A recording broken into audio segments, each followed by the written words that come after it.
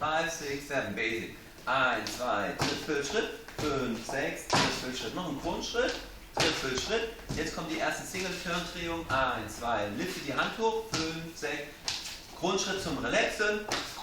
1, 2, jetzt Swing out. 1, 2, Trippelschritt, 5, 6, loslassen. 1, 2, greifen. Jetzt hast du schon Seitschritt getanzt, lass ich noch zu. Sidestep, 5, 6, Trippelschritt. Noch ein Grundschritt zum Neutralisieren.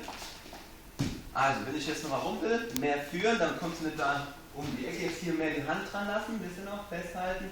Trippelschritt. Und jetzt kann ich mit der Hand sie auch nochmal in den Rockstep führen. Rock, Step, Kick. Kick und Kick. Und schon bin ich in Charleston. 1, 2, Kick. Und wenn ich sie da rausholen will, schnappe ich die Hand, fragen vor dem Rockstep. Rockstep erfragt, hab die schon im Griff, führe sie nach vorne und dann ein bisschen lustig sein.